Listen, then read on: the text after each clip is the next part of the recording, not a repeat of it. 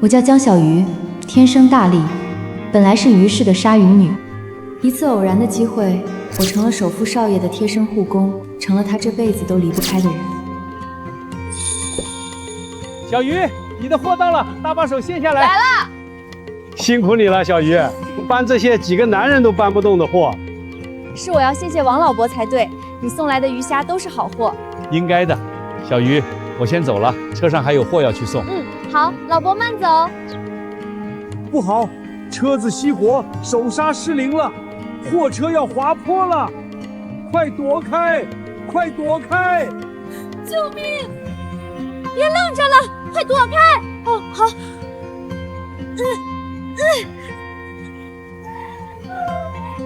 我的天啊，徒手搬巨型货车，这姑娘力气怎么这么大？谁懂？看到这一幕，跟看到了倒拔催阳术有什么区别？我录下了完整视频，发网上肯定能爆火。小鱼，谢谢你，要不是你，我真不敢想象会发生什么。老伯知道你家里不容易，欠了不少钱，我给你转2万块钱当做感谢，你别嫌少。老伯，我只是举手之劳，你也不容易，别给我转钱。您拿着这些钱，好好修一修车。谢谢你，谢谢你。老沈，你说让这个姑娘来当我们儿子的护工怎么样？鲨鱼女，我调查过了，她叫江小鱼，天生大力。这是她徒手搬货车、见义勇为、不图回报的视频，网上都传疯了。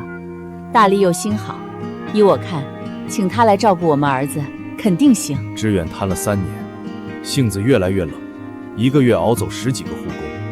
如果江小鱼真能治得住知远，那他就是我们沈家的恩人。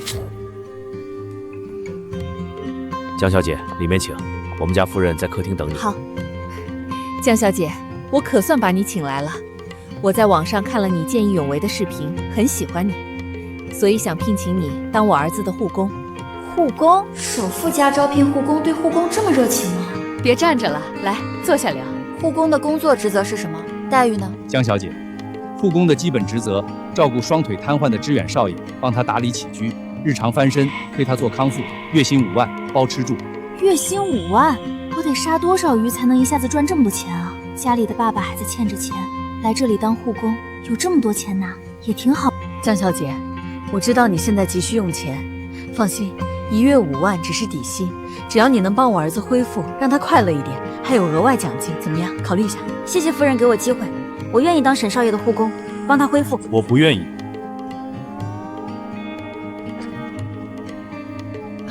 知远，这就是沈少爷，不愧是首富少爷啊，哪怕残疾了，都一身贵气。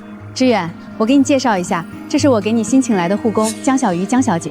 管家这次怎么选了个小姑娘当护工？年纪小又这么瘦，连我的轮椅都推不动吧？别为难她，换个力气大的。知远，这次的护工是我亲自给你挑的，你别看小鱼瘦瘦的，力气可不小呢。你看，徒手搬货车，妈，您什么时候也信这种哗众取宠、博流量的视频了？现在技术那么发达 ，AI 伪造一个视频您就信了？沈少爷，视频是围观的人无意间拍下，我没有伪造。夫人，我今天的工作是不是可以开始了？当然，江小姐，你请。管家，我们先出去。沈少爷，你看，我能推动轮椅，至于说力气，要不我们比一下，我要是赢了，你就乖乖听我的，好好治疗；你要是赢了，我就离开沈家，怎么样？你刚才说你要跟我掰手腕？对啊，沈少爷不敢吗？我是腿残了，不是手废了。你自不量力，输了之后立马离开我家。放心，我从小就没输过。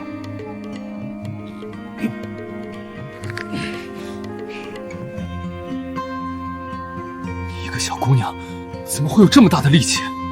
怎么样，沈少爷？愿赌服输，现在觉得我有资格当你的护工了吗？你愿意留下就留下，反正干不了3天，你自己会走。每个月5万块钱呢，我除非傻了才会自己走。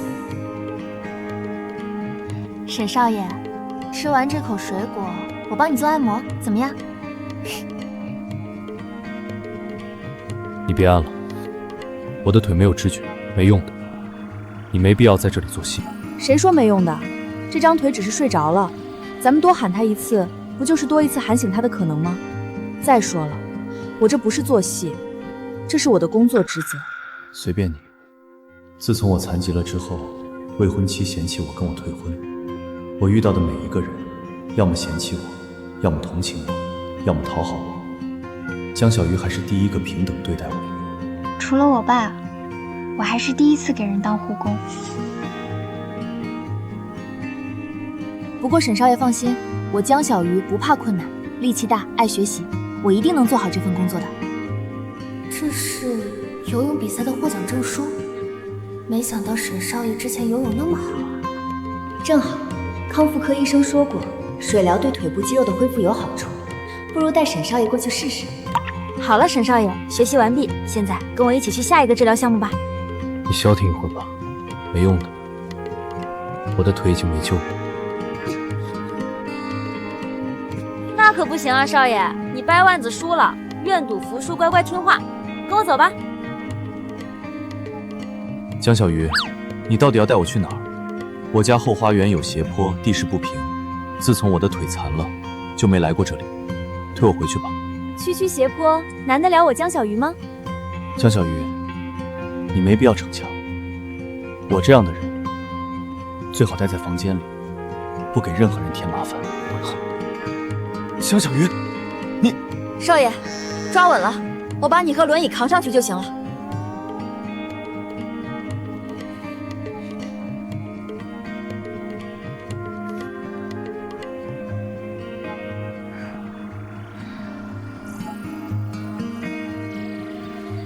怎么样，少爷？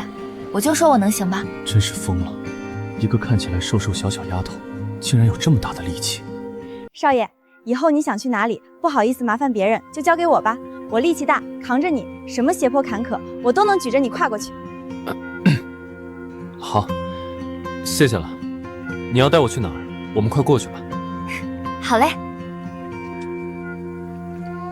少爷，我这就带你过去。江小鱼，这就是你要带我来的地方？对啊，我来宠池带少爷游泳。游泳？康复科医生说，水疗对你腿部肌肉恢复有好处，最好呢是每周泡2次。我不是跟你说我的腿没有知觉吗？我不下水。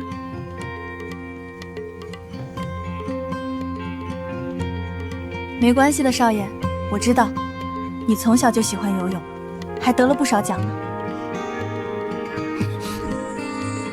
少爷，您一定很想再体会一下在水里自由浴的感觉吧？只是不好意思说，没事的，我力气大，在我面前你不用故作坚强。来，我帮您实现这个梦想。我不。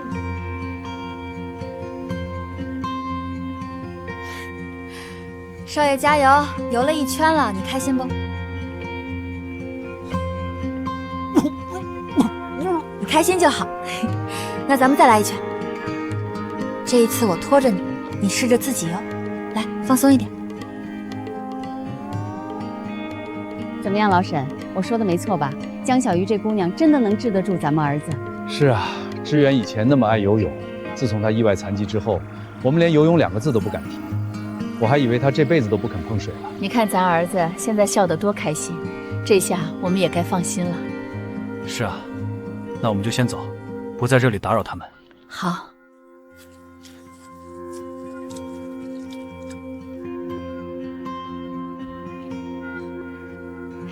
怎么样，少爷？这次游泳够不够酣畅淋漓？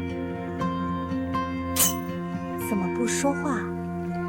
是不是感动的说不出话了？江小鱼，我真谢谢你没拿我当残疾人，因为你根本没拿我当人。好的，别客气，少爷满意就好。我们回去吧，别感冒了。这女人到底听不听得懂好坏话？我这是感谢她的意思吗？算了，3年没有游泳，这次下水感觉还算不错。少爷，我来给你送药喽。不说话我就当你同意我进来喽。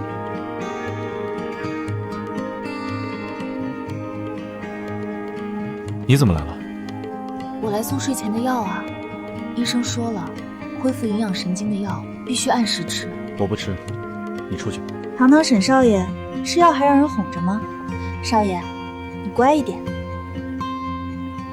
不如我们再比一下，看谁先把魔方复原。如果我赢了，你就乖乖喝药。我不和你比，无聊。不就是喝药，没那么麻烦。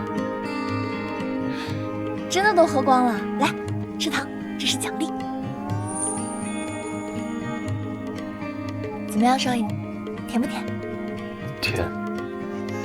好了，喝了药我就出去了。晚安，我的少爷。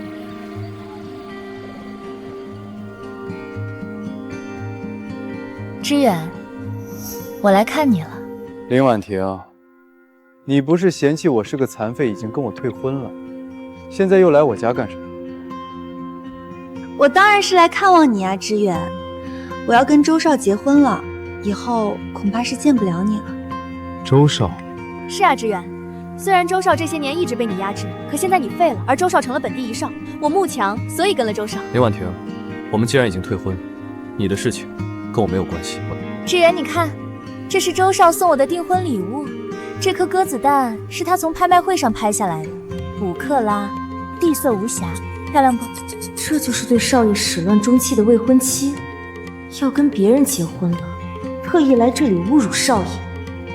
敢欺负我的人，是可忍，孰不可忍！少爷，您的茶水来了。啊！我的手，我的戒指！啊，对不起，小姐，我不是故意的。谁让你过来的？主人说话你也敢随便凑到跟前来？沈知远，你们家的佣人越来越没规矩了。林小姐，这里是沈家，沈家的规矩怎么样？轮不到你治本。沈小姐，实在对不起，我来帮你。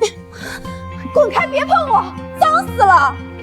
你毁了我的戒指，你知道这枚戒指多少钱吗？500万！小姐，只是茶水不小心泼到戒指上，戒指还好好的，您就这么讹我？我不管，沈知宇，你和你家的佣人敢这么怠慢我，这可是我的订婚戒指，被你们毁了，我一定要让你们付出代价！好啊！我的鸽子蛋，你疯了吧？这是什么鸽子蛋啊？我轻轻碰一下就碎了。林小姐，你这么高身份的人，也带假货吗？怎么可能？我从来不带假货。贱人，这枚戒指是周少送我的，至少500万，你完蛋了！哦，你怎么确定周少不会送你假货呢？不可能！沈志远，你就这么纵容你家的佣人欺负我是吗？不好意思了，林小姐，我们家连我都要听他的话，我管不了他。你。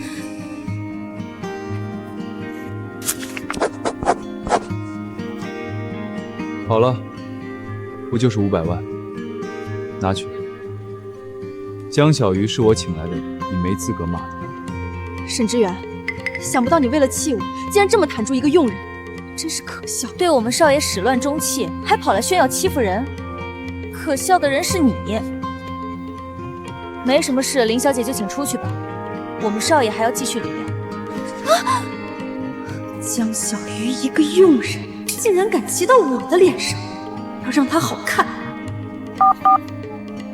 喂，把林氏的安保集团叫来，把花园里的花移到知远少爷房间里一些，插到花瓶里，他的心情应该也会好一点。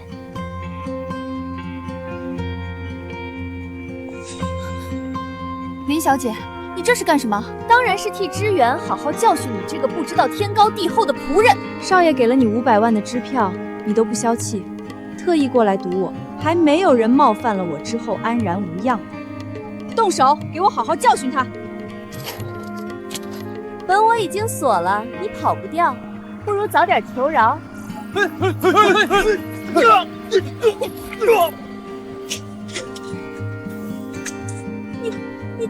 你是怪物吗？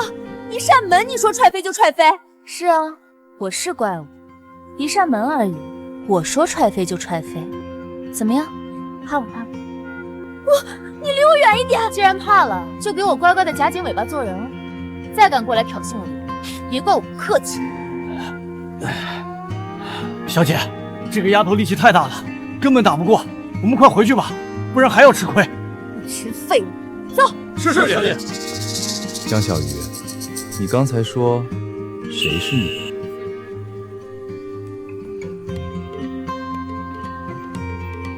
小姐，您穿这条太合身了，沈总眼光真的准。耳钉换了。啊？这对我戴3年了，挺好的呀。礼服配套的首饰，戴上整体效果更协调。不行不行，这太贵重了，我不能收。礼服已经够麻烦你了。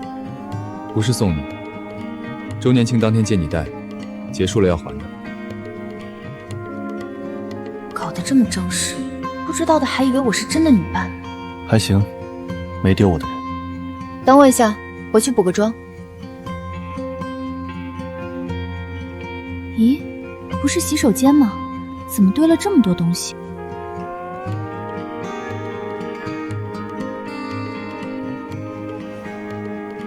这是钢琴，怎么扔在储物间落灰？这个刻字怎么看着这么眼熟？小姐，您在里面吗？洗手间在隔壁呢。这行篆字为什么跟沈知远办公桌上那摞旧丝章的刻字一模一样？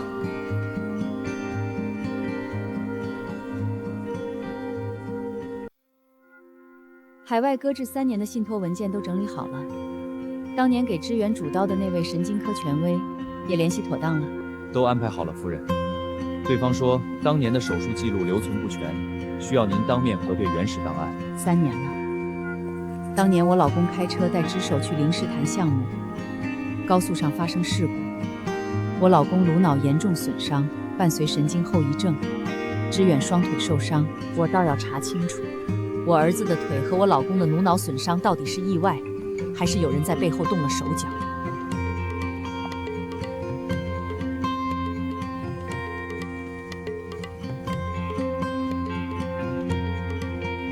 沈总您好，您预定的 VIP 商区已经准备好了，这位小姐这边请。至于来这么贵的地方吗？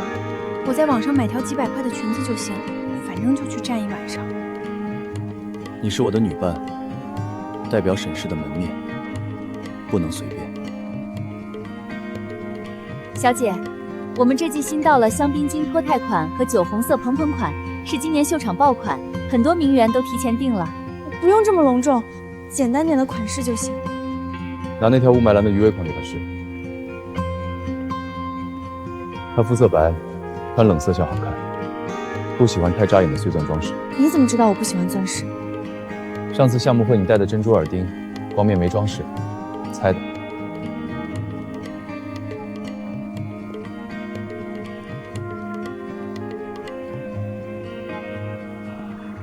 沈总好大的架子，3年不露面，一出场女伴挑的倒是有新意。就是不知道这位小姐懂不懂什么叫竞标，别等会儿方案汇报的时候睡着了，丢咱们商圈的脸。周总说笑了，我是沈总的助理，旁听竞标会总符合会场规矩吧？倒是周总，您的方案上周被甲方打回来3次，还有功夫关心别人，这心态可真让人佩服。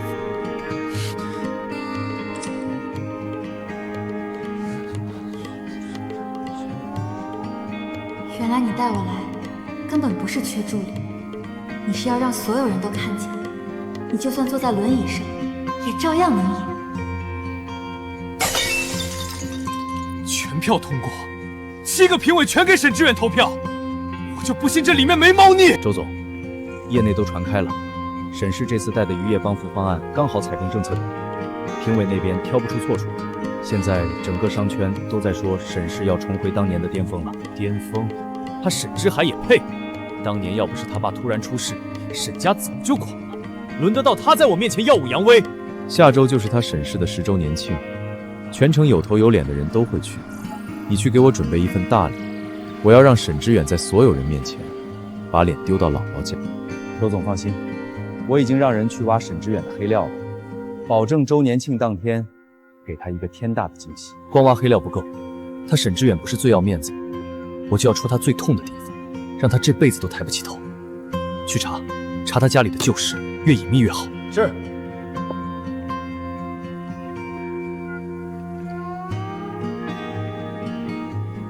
不好意思，让你失望了。别得意的太早。3天后的城西项目竞标会，我看你坐着轮椅，怎么跟我抢？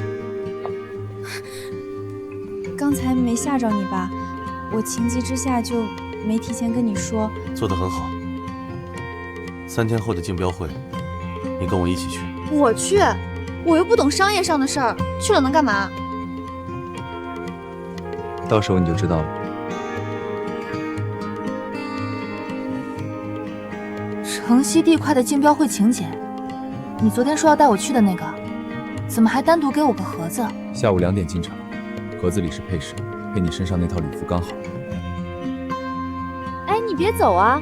平白无故送我珍珠耳钉干什么？这东西不便宜吧？不行不行，我穿这玩意儿跟偷穿大人衣服似的。明天我还是穿我的黑外套去，坐你后面也没人注意。别动，这样收拾一下，就像我的女伴了。那是沈之远，我没看错吧？沈之远真来了，不是说他自闭到连家门都不出了吗？你看他那气场，哪有半分颓废的样子？就算坐着，也压站着的周彦辰一头。你来了，小沈总。刘总，这是我们沈氏集团为这次项目准备的策划方案，您请过目。好，好，方案做得面面俱到，我就知道小沈总不会那么容易被打倒。谢谢刘总抬爱。那这次的项目，自然是签给沈氏。小沈总，稍等，我这就去找助理拿签约合同。好。沈之远，你真是阴魂不散。周少好不容易准备的项目，你凭什么抢走？哎呦，我说林小姐，何冲书能者得之，你们自己不行，干沈少爷什么事？又是你这个贱人！之远，真是好久不见，我还以为你以后都不敢出现在这种场合了，没想到你这么身残志坚。你这个手下败将都敢来，我为什么不敢？你不好意思啊，小沈总，我们刘总和雷临时有个紧急会议要开，这份合同您看看有没有什么不妥，确定合作直接签字就行。没什么问题，我这就签字。好。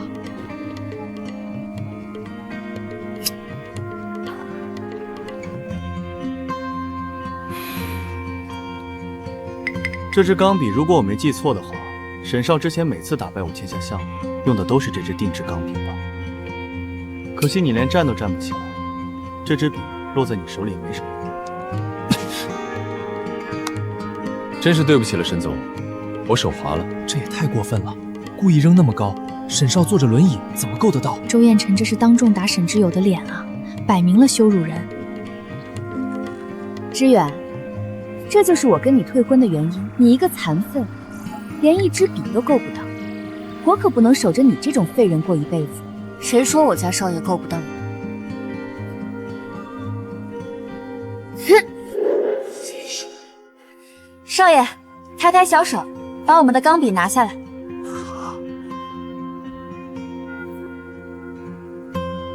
你想干嘛？我卖力不卖身。江小鱼，你的脑袋瓜里每天都在想什么？我现在这个样子能干什么？那你明天跟我出门，去参加一个慈善酒会。酒会？沈夫人说少爷自从残疾之后不肯出门，更不喜欢参加这种宴会。这次竟然主动说要去参加宴会，看来我又可以拿奖金了。小鱼，我让人给你买了礼服，你跟我一起去，以我助理兼女伴的身份，协助我签下城西旧改项目的合同。遵命，少爷，保证完成任务。今晚的慈善晚会可真热闹啊，来的都是有头有脸的人物，听说连林小姐和周少爷都要来了。林小姐退了沈少爷的婚，马上就要跟周少结婚了，也不知道沈志远来不来。沈少自从颓废了之后就一蹶不振，再也不肯出席任何活动。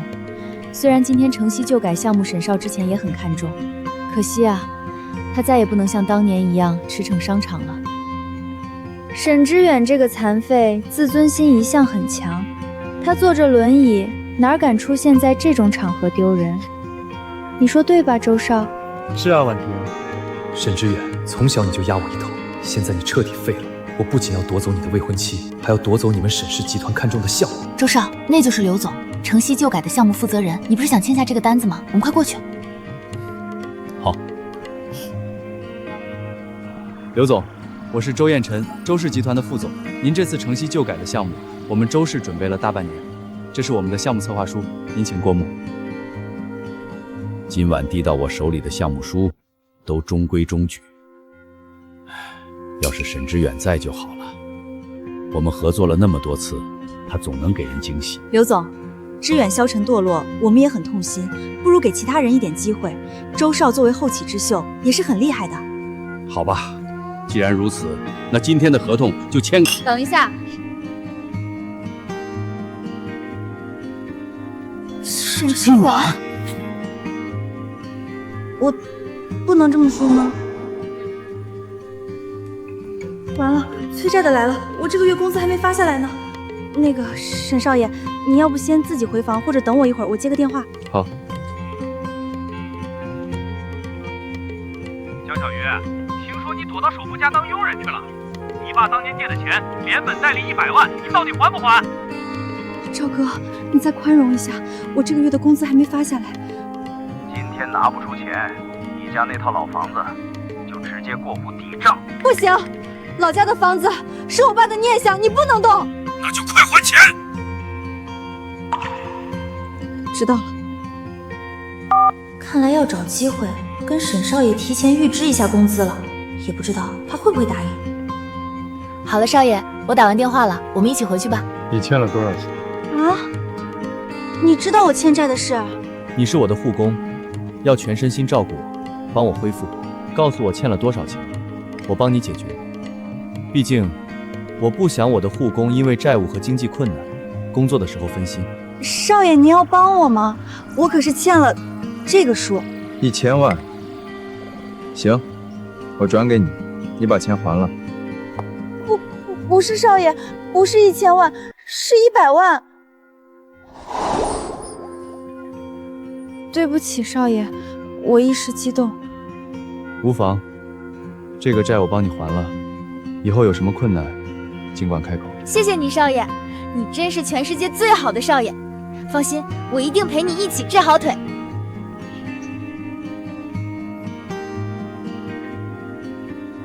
少爷，这100万我肯定还你。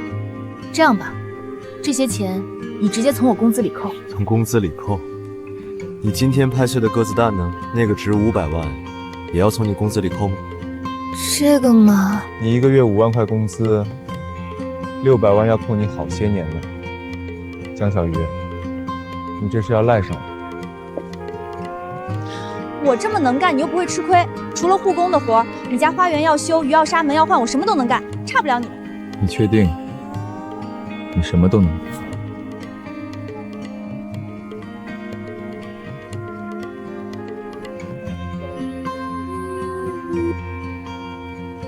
你怎么会哼这首曲子？我不知道，我真的不知道，就是听着太熟悉了，身体下意识就跟着唱了，可我完全想不起来在哪里听过。这首曲子是我母亲自编的一小段旋律，没有发布，没有流传，从不对外弹奏，除了我和她，几乎没人听过。我脑海里根深蒂固的旋律，莫名的熟悉感，还有这架疑点重重的旧琴，我和沈家到底早就有什么牵扯？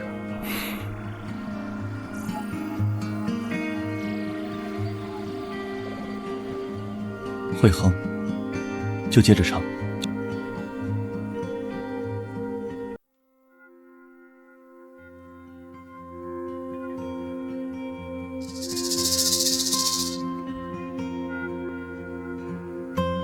太绝了！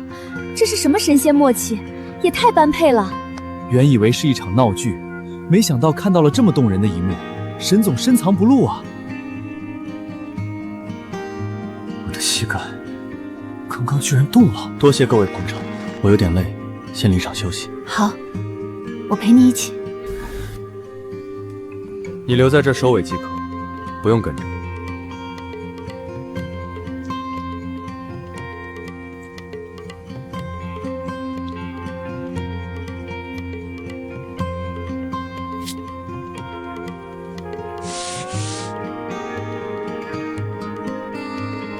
这里居然还有暗格！沈之远，你快来看，这琴凳夹层里藏了一张旧照片，仿造的新琴，母亲真实的刻字，还有这张凭空出现的旧照片。这架琴到底是谁做的？目的究竟是什么？我看着像是你18岁生日的照片，应该是这架钢琴刚买回来的时候拍的吧？没错，就是这天，我妈亲手给我办的成人礼。这张照片一直夹在我的专属相册里。愿之远如琴音，清澈无忧。是我母亲的亲笔字迹，错不了。你能100%确定？字迹可以模仿，万一也是别人伪造的呢？模仿不了。我妈写远字的最后一笔，会习惯性带一个小微上挑的小勾，这是她独有的写字习惯，几十年从未变过，外人根本仿不出来。而且这句话，是我18岁生日那晚，她亲口对我说的期许，还写在了我的生日手账本上。除了我和她，没有第3个人知晓。那这就太奇怪了。这张照片既然是你的私藏旧物，怎么会藏在一架近期仿制的钢琴夹层里？不止奇怪，根本不合常理。3年前车祸那天，这本相册和这架钢琴一起放在车的后备箱里。警方当年的事故报告白纸黑字写明，车内所有物品全数焚毁，无任何留存。我后来亲自去报废厂核对过残骸，相册、钢琴尽数化为灰烬，没有半点残留。这张照片本该3年前就彻底消失了。你的意思是，这张照片根本不是事故后留存的，是有人在事故发生前就提前偷偷拿走了？是。3年来，我一直认定那场车祸是雨天路滑的意外，可现在看来，从头到尾都不对劲。有人提前取走我母亲的亲笔照片，又用新琴仿造旧琴，刻上母亲的真实字迹，特意借周彦辰的手送到我面前，目的根本不是当众羞辱我，是故意提醒我，3年前的车祸根本不是意外。今天在台上，我笃定它是仿品，琴弦漆面全是新货。可琴底那行刻字，我到现在还没想通。那行字是真的？真的？可整架琴明明是近期仿制的，怎么会有你母亲的亲笔刻字？这架琴是我18岁的成人礼，是我母亲亲手为我挑选的生日礼物。我母亲年少时是极有名的青年钢琴家，天赋极高，年少成名，本该拥有顺遂璀璨的演奏生涯。这架钢琴是她精挑细选，契合我所有喜好，专门买来陪我成年，伴我成长的礼物。难怪你耿耿于怀，原来是这么重要的礼物。那它为什么会遗失3年？3年前我出车祸那天，这架琴放在车后备箱，打算送去调音。车子撞下山崖后，前部完全烧毁，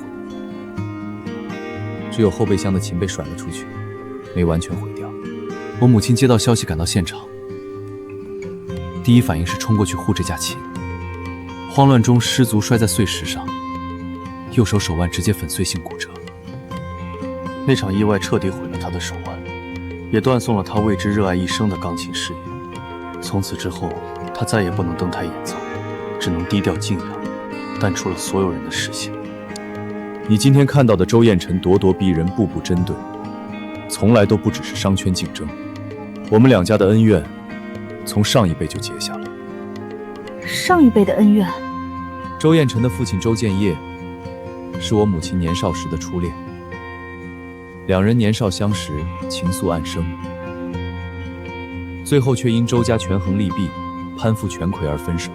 当年沈家落难，正是周建业手握可以帮扶沈家的资源，可他不仅袖手旁观，冷眼相待，还趁人之危，低价猜石吞并沈家核心产业，彻底将沈家推入深渊。数十年积怨，周家从来都欠着沈家，欠着我母亲一句亏欠。也正因如此，周彦辰处处针对我，事事想压我一头。难怪他专挑这架琴发难，明明是仿品，却偏要拿来戳你的痛处。他太清楚你的软肋了。今天多谢你，当众替我拆穿骗局，护住了我母亲的心意，也护住了我。我们是搭档，本来就该并肩。何况我最看不惯这种拿别人伤疤造势、落井下石的小人。怎么，江小姐这是打算现场献艺？不过我劝你最好别逞强，这可是沈之远18岁的生辰礼，遗失3年的珍藏旧琴，贵重的很。你万一碰坏了，怕是一辈子卖鱼都赔不起。贵重旧琴，周总怕不是被人骗了？这琴看着做旧复古，实则琴音轻浮发飘，根本不是存放多年的老琴音色。胡说八道！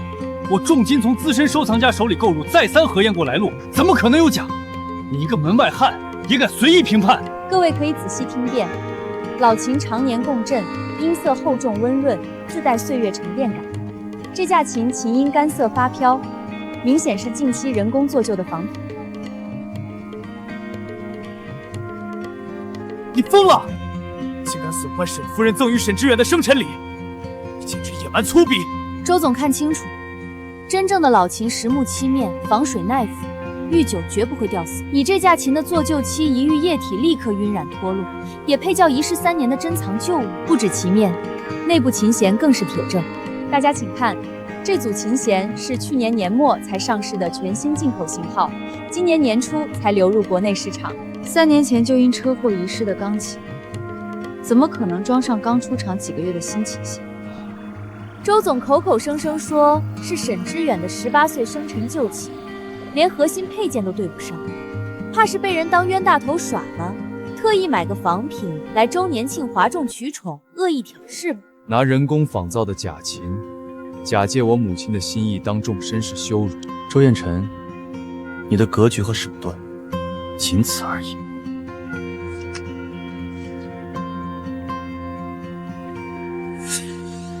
琴是仿造的新品，可这行母亲的亲笔刻字却是真的。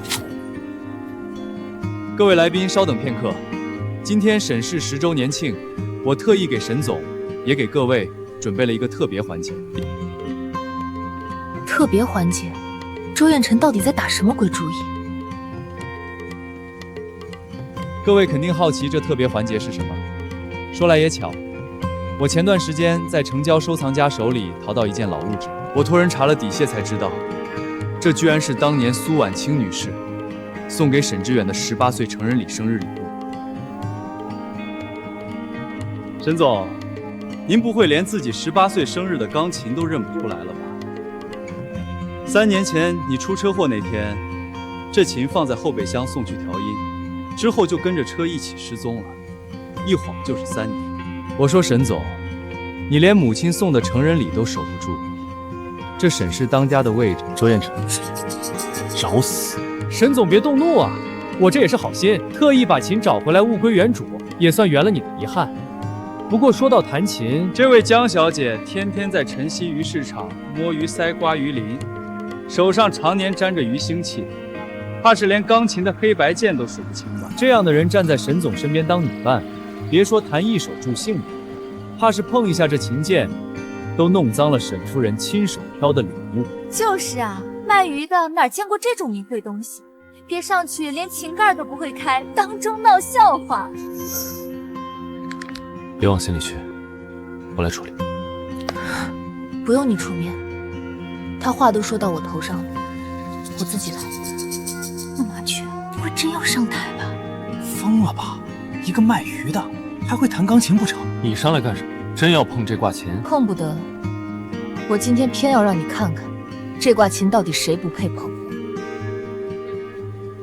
我怎么有点紧张啊？全是生人，感觉浑身不自在。不用管别人看什么。沈总身边这位是谁啊？以前从没见过，穿那身雾霾蓝礼服也太好看了吧？不知道啊，没听说沈总有公开的女伴，该不会是认真的吧？沈总，恭喜啊！沈氏10周年庆排场就是不一样，连女伴都藏得这么深，以前怎么从没见过这位小姐？江小鱼，我的项目搭档。江小姐，我瞧着怎么这么眼熟呢？哦，对了，上周我去城西鱼市场订龙虾，好像看见你蹲在摊子上刮鱼鳞呢。鱼市场，沈总，你这女伴选的也太随意了吧？今天来的都是商圈有头有脸的人物，带个卖鱼的过来，不怕跌了沈氏的份儿吗？卖鱼怎么了？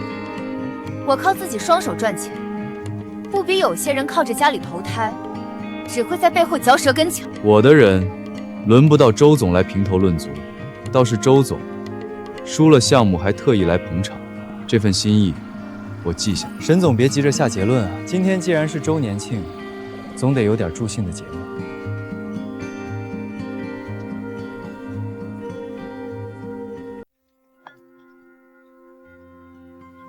妈，那边还是凌晨吧？怎么没睡？睡不着，刷到了国内的财经新闻，城南渔港的项目拿得很漂亮，没丢你爸爸的脸。下周就是沈氏10周年庆，你多留心周家的人。周彦辰输了项目，肯定咽不下这口气，保不齐会在会上搞小动作阴你。安保都提前排过3遍了，他掀不起什么风浪。您在国外安心养身体，别总操心国内的事。你自己注意腿，复健慢慢来，别为了赶进度硬撑。真不舒服就别硬扛，记得找医生。早就没事了，您别总记着。小动作，周彦辰，我倒要看看你能耍出什么花样。查到什么了？说。夫人，您让我跟进的当年给先生主刀的张医生有新线索了。直接说结果。我们调取了他当年的银行流水，手术前1周，有一笔200万的不明汇款进了他的私人账户，资金经过3层空壳公司周转，最终源头指向周氏集团旗下的一家贸易公司。时间点对得上吗？卡得非常准，汇款到账3天后就是手术日，术后不到1个月，张医生就辞了医院的工作，带着全家移民去了加拿大，之后再也没回国。继续查，把他现在在加拿大的住址挖出来。我回国之前要拿到他亲口认下的证据。明白。另外还有一件事，周彦辰最近在私下收夫人您当年的旧物，尤其在找那架旧钢琴，看样子是想在周年庆上做文章。他想拿我的东西做文章。我也想看看他到底知道多少当年的旧事。还是回来了。我以为你这辈子都不想再碰沈氏了。夫人，城南渔港的结果您应该看到了，沈总这次出手很稳，全票拿下项目，业内都在说沈氏要重回当年的位置了。他这段时间作息怎么样？腿有没有再疼过？沈总一直没停复练，每周3次私教课。上周医生说恢复进度比预期好3成，只是他不让我们告诉您，怕您担心。这孩子总是这样硬撑。当年医生说他可能再也站不起来的时候，也是咬着牙一声不吭。你帮我安排2件事：第一，把搁置了5年的家族信托文件整理好，下周我要和律师做最终交割；第二，托欧洲那边的人脉，找当年给我先生看诊的那位神经科权威，不管他现在退休在哪儿，务必请到国内来。好的，夫人，我马上安排。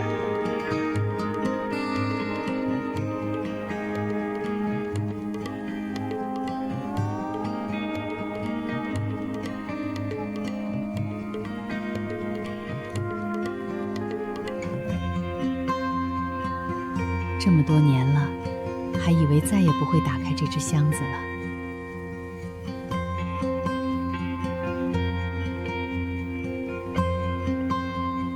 这张照片怎么还在这儿？周建业，原来我们认识这么多年。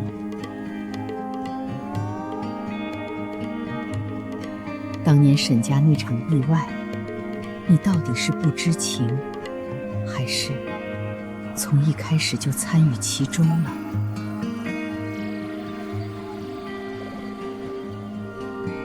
沈总大驾光临，真是给酒会增色。可惜了，这么大的场面，沈总却只能坐着看。当一辈子轮椅总裁，连敬杯酒都得别人代刨，多没意思。周总说话注意分寸，大家都是来谈合作的，没必要人身攻击。我这是替你可惜啊，江小姐，年纪轻轻长得又漂亮，跟这个站不起来的废人，能有什么前途？别跟他废话。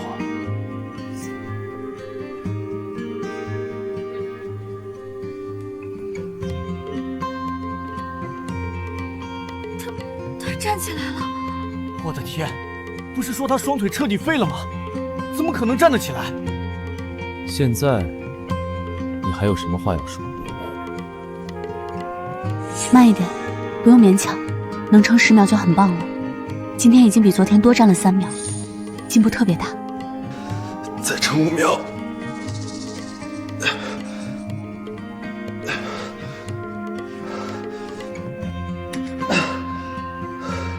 快擦擦汗，别着凉。李医生说这周先练站立肌力，下周再试着挪步。你进度比他预想的快多了。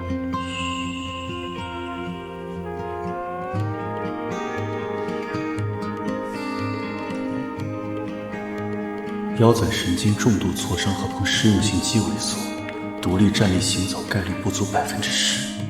落款是3周前李医生签字。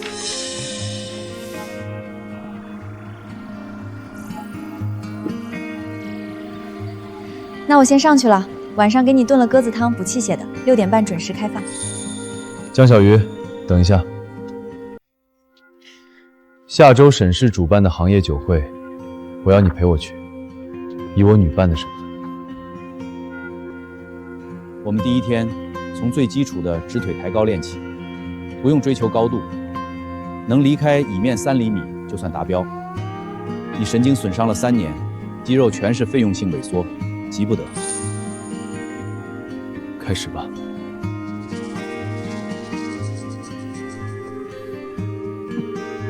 歇2分钟吧，第一天能有反应就已经很好了。你看你汗都流到下巴了，擦一擦再练。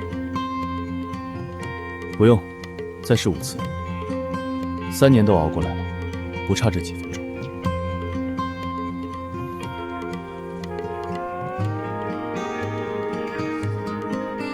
非常好，首次训练能有这个状态远超预期。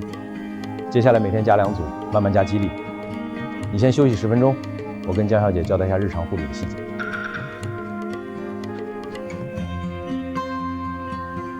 李医生，他现在这个状态，以后能正常站起来走路的把握有多大？江小姐，我跟你交个底，你心里要有数。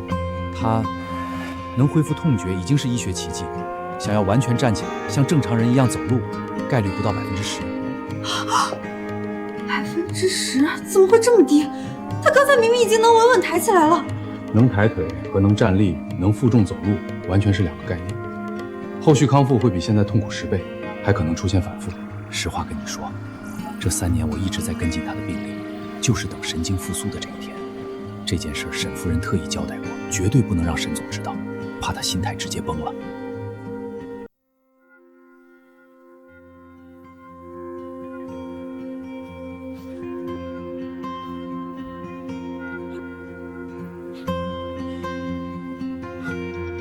疼，真的是疼，不是错觉。怎么摔了？是不是磕到右腿了？你别动，我现在就给家庭医生打电话，让他立刻过来。不用讲，刚才磕在桌角那一下，我清清楚楚地感觉到钝痛。江小鱼，我的腿好像有知觉了。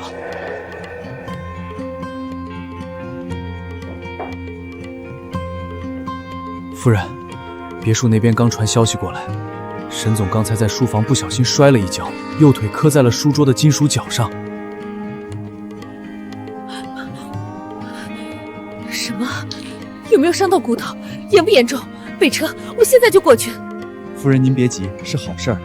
沈总他自己说，磕到那一下清清楚楚感觉到疼了。这3年他右腿连冷热都感知不到，现在能痛，绝对是神经在恢复的迹象。3年了，整整1000多天，老天有眼，终于有盼头了。知远，有些事我不能再瞒你了。这是医院封存的原始手术档案底联，还有上个月我托司法机构做的笔迹鉴定，你自己看。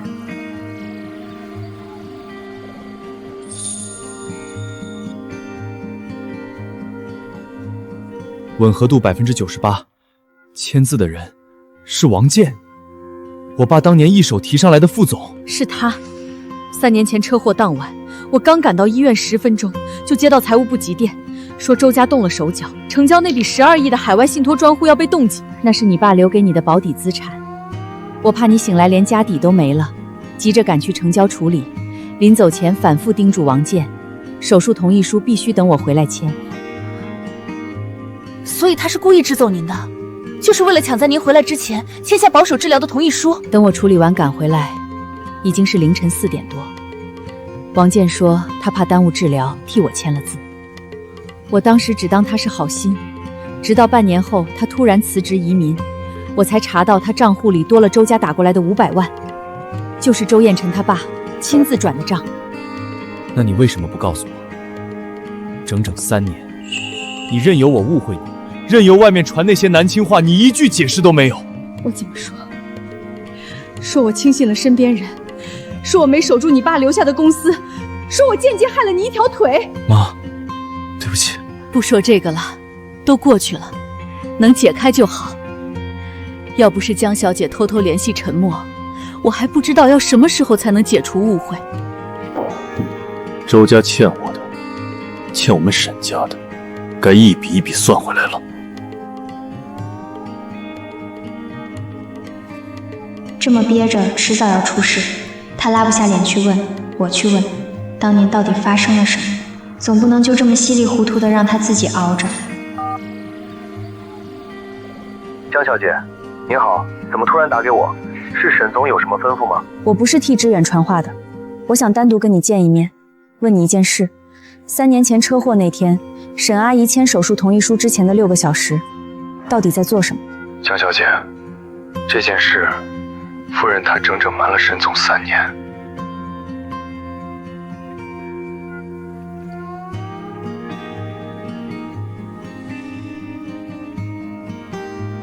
别躲了，把裤腿挽起来。就算你没知觉，烫伤起泡感染了更麻烦，到时候还要跑医院，反倒更折腾。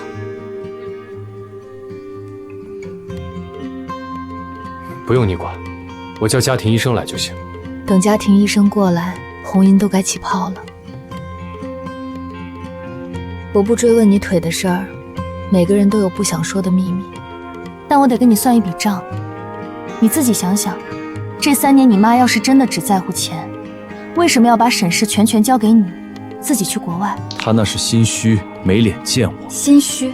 她要是心虚，当年大可以把所有事都推给底下人，何必费尽心思找我照顾你？你再算时间，车祸当晚10点出事，她11点10分赶到医院，帖子说她6个小时后才签字，也就是凌晨5点多。可你病历上写的是凌晨3点进的手术室，这时间线根本对不上。帖子里真真假假混在一起，就是故意引你往最坏处想。先生，夫人回国了，现在就在楼下客厅，说想上来见见您。他竟然真的敢来！同意书右下角的日期，8月18号凌晨4点07分，车祸是17号晚上10点，整整6个小时07分，和帖子里说的分毫不差。志远，我让厨房炖了玉米排骨汤，温了一下半天了，你趁热喝一碗。我早上送的粥和点心都原封不动放着。放那儿吧，我待会儿吃。你先出去，别打扰我。什么待会儿吃？昨天的晚饭你也没动，你看看你自己，眼底全是红血丝，再熬2天，腿没好利索，人先垮了。不就是一张帖子吗？你要是不信阿姨，直接打电话问她不行吗？为什么？我刚从 ICU 转普通病房那天，她坐在我病床边，第一句话不是问我疼不疼，而是告诉我爸手里27%的沈氏股权已经全部转到我名下了。是的，江山以后还是你的。知远，你安心养伤，外面的事儿不用你操心。你爸的股权我都落实好了，全记在你名下。沈氏的江山以后还是你的。那时候我还骗自己，说他是临危不乱，是为了给我留后路。现在算一算时间，他在手术室外坐了6个小时，先签了17份股权文件，最后才签我的手术同意书。江小鱼，你说在他心里，到底是我这个儿子重要，还是沈氏的资产重要？也许阿姨有她的苦衷，公司里那么多人盯着，她可能是怕股权落进外人手里，以后你在公司站不住脚。行了，别说了，我现在不想听这些，你出去吧，让我一个人静一静。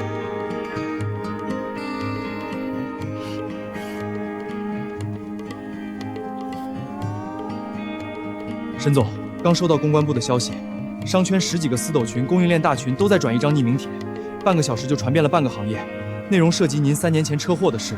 什么内容？都是些捕风捉影的谣言，帖子连当年医院的时间点都编得有模有样。我怀疑是内部流出的旧档案。我已经让公关部加速删帖压热度了，都是脏水，您没必要看。林州，我再说最后一遍，把手机拿过来，念。3年前8月17号晚10点，沈氏夫妇饶城高速车祸，沈父头部受创，我下肢粉碎性骨折。沈母抵达医院后，第一时间照导团队冻结海外信托账户，转3家核心子公司股权，全程耗时6小时0 17分，才签下保守治疗同意书。家属，病人下肢大动脉破裂，必须立刻全麻手术，再晚40分钟，腿就彻底保不住了。错过黄金救救窗口期，致沈志远双腿终身残疾。慌什么？让法务先把股权转转协议拟好，我签完这份文件，再签手术同意书。沈总，您别气，这明显是有人故意带节奏，公关部已经在溯源了。造谣！帖子里连当天的具体时间，我妈签了几份股权文件，甚至保守治疗的方案编号都写得清清楚楚。你管这叫造谣？发帖的是境外匿名小号 ，IP 跳了3层，暂时查不到真实身份。现在全商圈都在传，说您这条腿是沈夫人亲手耽误的。好，真是好，藏了3年，终于舍得把这张牌打出来了，就是要看着我们母子反目。3个字，顿笔的力道，连笔的弧度，和我高中时你签的每一张家长会回执一模一样。沈志远、江小鱼，你们倒是好本事！周少，计划彻底落空了，现在全场都在夸沈总，没人再提旧情的事儿。旧情这条路走不通，那就换个方向。他最在意、最藏私的，从来都是他那条废腿。夫人，周年庆现场一切事务已经查清，周彦辰拿出仿制旧琴当众为难，意图羞辱沈总，最后被江小姐当众拆穿，后续2人同台合奏，惊艳满场。那架琴，那张照片，终究还是出来了。周彦辰只是台前棋子，背后有人根本没打算放过知远。旧琴玩不赢，那我们就掀他的旧伤疤，去把当年手术同意书的事放出去。我倒要看看沈志远这次能不能还这么稳，能不能扛得住所有人的指指点点。沈总，查到了，当年江明贪污案里，伪造签字做假账的核心情况个人叫王健，当时是财务部出纳。案发后，他卷了20万公款跑路。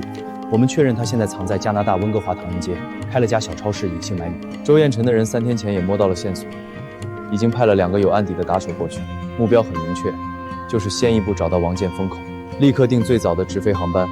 你带2个有海外安保经验的人过去，找到人之后24小时贴身保护，想办法走正规渠道带他回国。王健是犯案的唯一活证人，绝不能落到周彦辰手里。我也去，我在于氏混了10几年，打架搬货都练出来了，力气比普通男人都大，既能保护证人，也能帮忙盯梢跑腿，多一个人多一份力。不行，温哥华不是鱼市场，周彦生派的都是亡命之徒，下手没分寸，你去太危险。我不是娇生惯养的大小姐，没那么容易出事。当年于氏抢坛位，我一个人对付3个持械混混都没吃亏，保护一个证人绰绰有余。你不让我去，无非是觉得我会拖后腿。我不是觉得你拖后腿，我是怕你出事。各退一步。林州先带人过去打头阵，你留在国内做接应，随时对接信息，协调资源。要是那边情况失控，你再飞过去支援，我不拦你。行，就这么定。但只要林州那边发危险信号，我立刻飞过去，你不许反悔。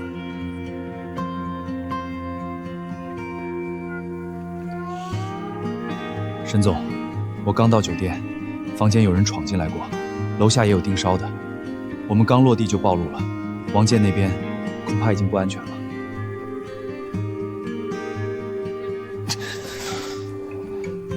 练了整整1个月，连1步都迈不出去，这腿跟废了有什么两样？又跟自己较劲呢？我炖了山药牛骨汤，康复师说补神经最合适，趁热喝。今天于氏赵哥家儿子考了双百，他挨个摊位送喜糖，我特意给你留了2块奶糖味的，就是你上次说不腻的那种。康复本来就是慢功夫，我爸当年卧床半年，不也一步步重新站起来了？你急也没用，慢慢来，我天天陪着你练。他现在正好卡在神经恢复的瓶颈期，能站不能走是正常现象，绝对不能急。这个阶段神经最脆弱，要是强行发力，受了刺激，很可能前功尽弃。我明白，我会看好他的。麻烦您多费心，有合适的康复方案您随时说，我都配合。前功尽弃，我等不起。周远辰还在外面步步紧逼，董事局那帮人都等着看我笑话。我不能一直坐在轮椅上。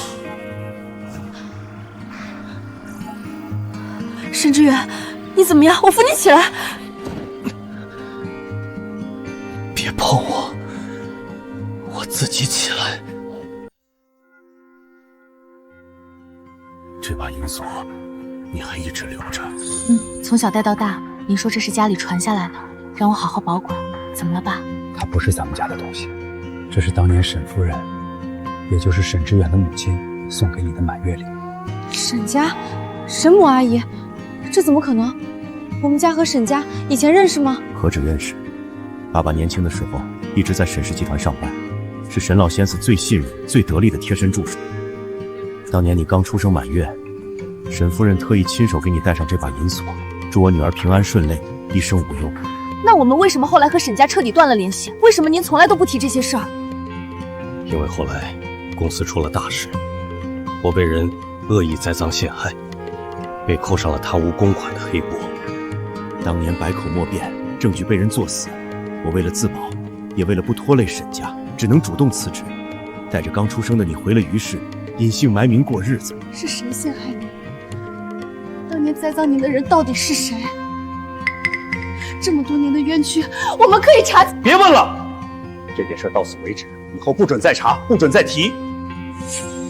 听爸的话，往后离沈家、离沈志远远一点。当年的水太深，牵扯太多，我不想你重蹈我的覆辙，卷入是非风波。你父亲叫江明？对啊，怎么了，阿姨？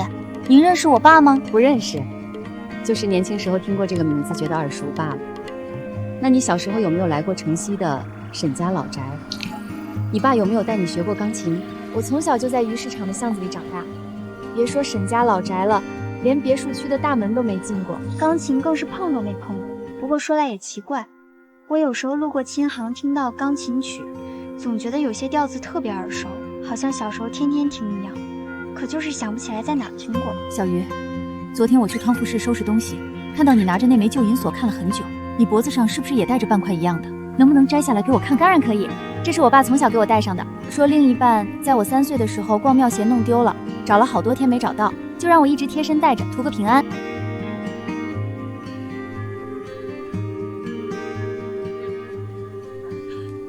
找到了，找了整整20年，终于找到了。不比你靠爸妈养着混圈子低贱。第三，我跟沈总是正当雇佣关系，你嘴里不干不净的话，现在收回去还来得及。正当雇佣关系，谁不知道你天天往他窝里钻？一个卖鱼的也敢跟我顶嘴，我今天就替沈总教训教训你这个没规矩的东西。我敬你是邻家小姐才让你3分，你真当我江小鱼是软柿子？想动手，你还不够格。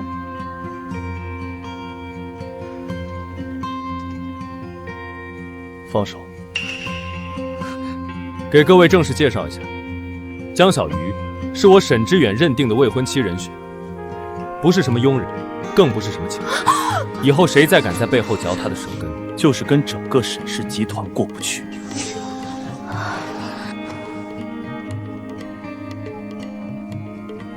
别忙活了，小鱼，坐下来陪我喝杯茶。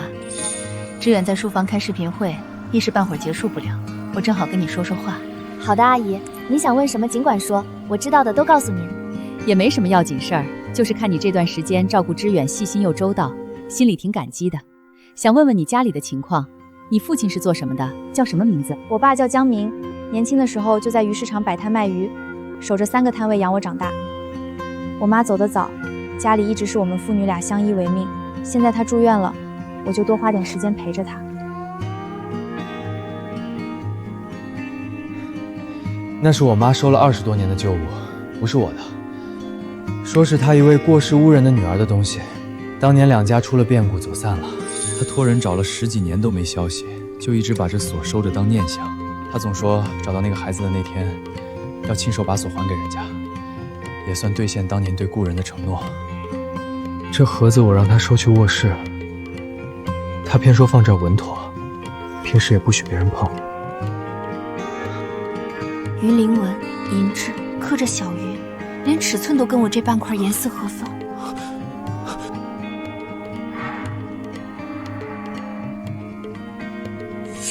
这锁你怎么会拿在手里？哟，这不是沈总身边那个卖鱼的女佣吗？这种级别的私董茶会也是你能进的地方。该不会是偷偷溜进来，想攀哪个老板往上爬吧？我听说他就是鱼市场摆摊的，店妈都是卖鱼的穷户，不知道用了什么下作手段勾上沈总，天天往别墅卧室跑。说白了，就是个见不得光的情妇。你也不看看自己什么身份，一身鱼腥味儿也敢往沈总身边凑。第一，我是替沈总来送城西项目的签字文件，有正式邀约函，不是偷偷溜进来的。第二，我家在鱼市场有3个正规摊位，合法纳税，靠双手吃饱。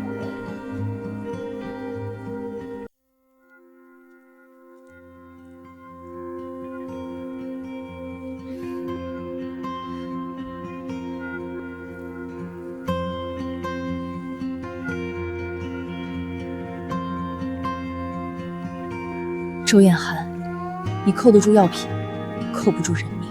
今天你欠我的，我迟早连本带利讨回来。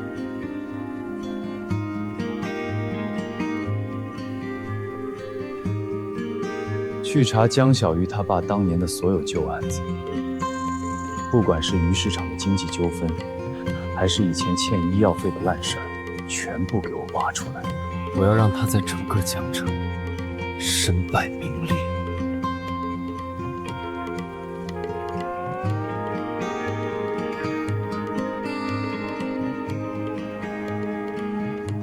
你从吃完饭练到现在快2个小时了，康复师特意交代，神经恢复期不能硬扛，过量训练只会加重水肿。你再逞强，明天我就告诉阿姨，让她亲自来盯着你。再站5分钟，下周董事局全员大会，我总得站着走完主席台那段路，总不能坐着轮椅上去，让那帮等着看我笑话老董事同心如意。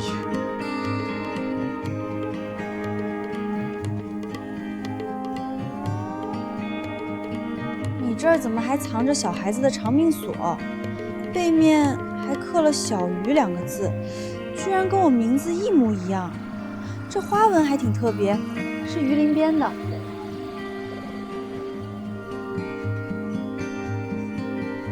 小鱼，你爸的靶向特效药今天药房提不出货了。我刚跟药剂科确认，全市经销商库存昨天全被一家贸易公司打包买走了，整整3个月的量。我查了对方资质，是周氏集团旗下的全资子公司。你爸下周3就要做病灶切除手术，术前必须靠这个药稳住指标，断药超过3天，手术风险至少翻3倍。周彦川真是疯了，冲我来就算了，连病人的救命药都敢扣。你先帮我盯着我爸的情况，我现在就去周氏总部，他今天必须把药吐出来。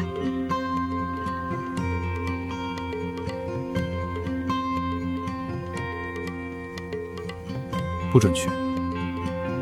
你现在闯周氏只会自投罗网。周彦辰巴不得你闹起来，反过来扣你一个聚众闹事的帽子。江小姐，沈总半小时前已经联系了这款药的海外药厂总部，紧急调运了10箱特效药走专属货运网线，最快明天下午就能落地清关。但你爸今天药不能。我已经让人排查周氏旗下的所有冷链仓库，最快中午能定位到囤货位置。小鱼妹子，不用查了，我知道周氏囤药的仓库在哪儿。之前鱼市场我带人找你麻烦，你放我一马，没送我去警察所。药就在城郊冷链物流园的3号冷库里，周燕池就派了2个混子看门，没什么防备。他上个月还抢了我3个鱼摊的供货渠道，我早就想怼他了。谢了，这个人情我记下了，以后鱼市场有事儿你找我。我让林州带2个保安跟你一起去。安全有保障。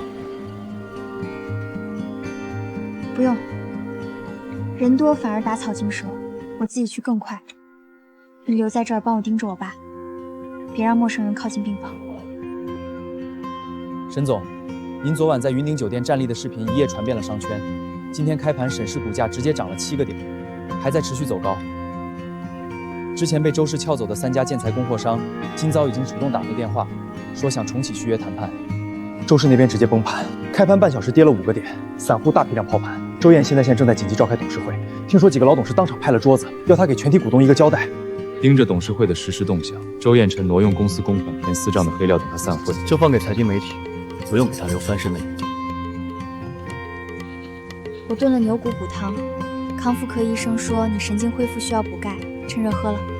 还有，我警告你，以后不许再像昨晚那样强行站起来撑场面。你自己腿上的神经伤得有多重，你不清楚？真要是2次损伤站不起来，吃亏的是你自己。昨晚是谁二话不说冲上来扶我的？现在倒反过来训我？我那是怕你当众摔下来丢沈家的人，别不识好人心。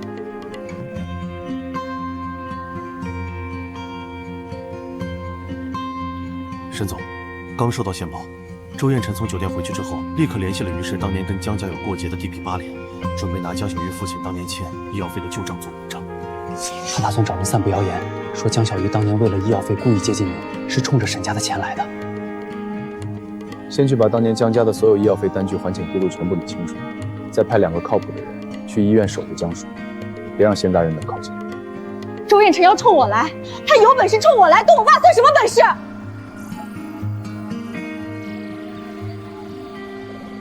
喂，张护士，怎么了？你说什么？我爸的特效药断供了，怎么会突然断供？人批量买断了。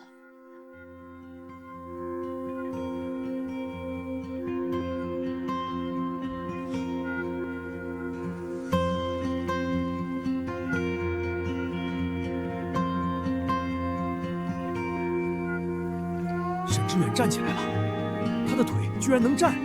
不对呀，周彦辰3天前还在董事局放话，说沈志远脊髓受损，终生瘫痪，连自主坐立都做不到，沈氏必须换掌舵人。上周我刚推了沈氏的供货订单，转头跟周氏签了3年合约。这要是沈总没事儿，我这订单得赔死。合着之前全是周家散播的谣言。之前抢的城西地块、海外信托项目，周家这是骗了所有人啊！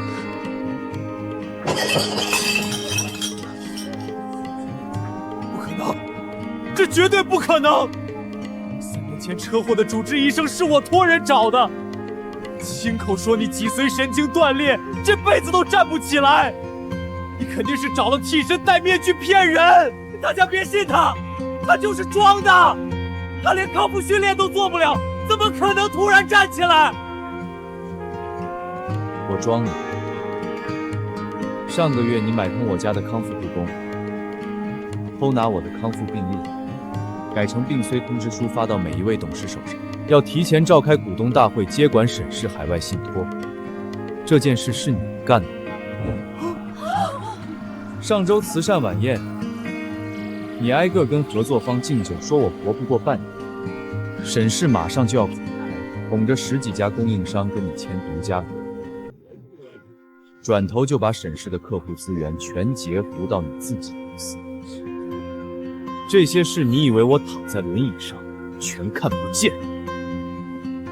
还有城西的商业地段，你散播我瘫痪的谣言压地价，低价中标后翻3倍转卖给沈氏的合作方，空手套白狼赚了2个亿，要不要我把转账记录拿出来给大家看看？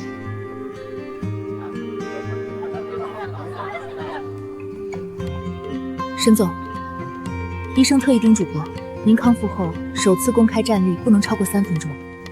我扶您坐下休息。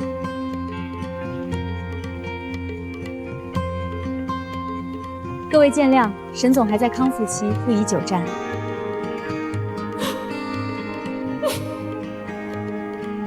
志远，我的孩子，这3年到底遭了多少罪？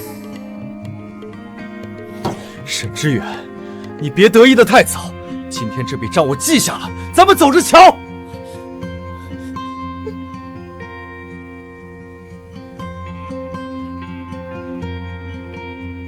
躲进最里面的卧室，反锁好门，不管听见什么动静都别出来。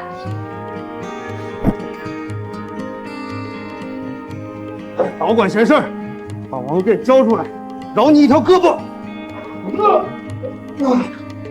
就这点本事，也敢上门抢？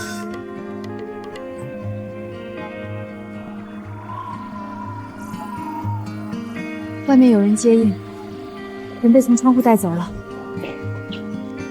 你有没有受伤？王健什么时候不见的？我没事，刚解决完打手转头人就没了，是提前踩好点从窗户接走的，前后不到2分钟。沈总，小区地下车库监控调出来了，接走王健的是夫人常用的那辆黑色迈巴赫，开车的是夫人身边的老陈，人是被沈夫人的人接走的，立刻备车，别别送。20年了，你躲了整整20年，王健，你该把欠沈家的都还回来了。跟我走 VIP 通道，3个普通出口全有周彦斌的人守着，拿着你的照片挨个比对。你家属我已经安排人从临市接过来了，安全屋那边都布置好了。麻烦了，我刚落地就收到匿名警告短信，他们知道我回来了，动作比我预想的快。VIP 口也被堵了，走地面停车场。江小姐在出口等着，她来引开飞机。怎么回事？前面出车祸了，这破路连绕的地方都没有。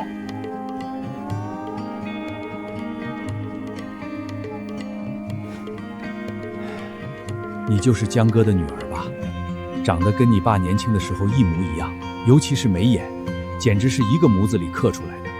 当年我刚进公司的时候，还是你爸带我熟悉的业务。王叔叔，辛苦你冒着风险回来，只要你愿意出庭作证，我爸的冤屈就能洗清了。不好，他们摸到这个小区了，正在逐层往上查。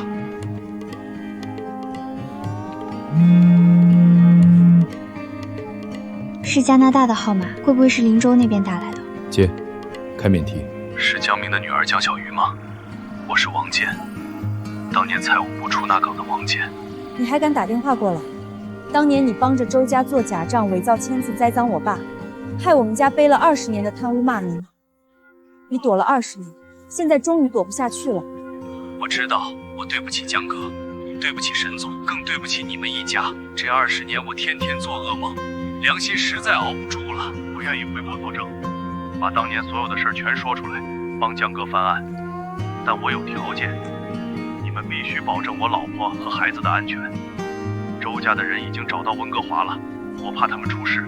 我可以立刻安排人把你家人接回国内，安排在安全屋24小时专人保护，保证他们毫发无伤。只要你敢出庭作证，你当年的胁从责任，我可以既往不咎。好，我信你一次。还有一件事，憋了20年没敢说。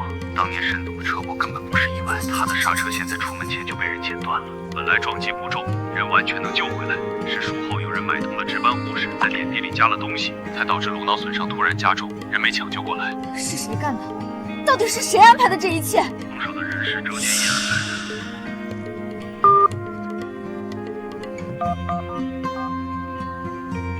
您拨打的电话已关机。这份股份，你替我退给阿姨吧，我不能要。我爸当年清清白白做事，没拿过公司1分钱，他不需要沈家的补偿。我们要的从来不是钱，是真相，是让所有人知道他不是贪污犯，是被人栽赃陷害的。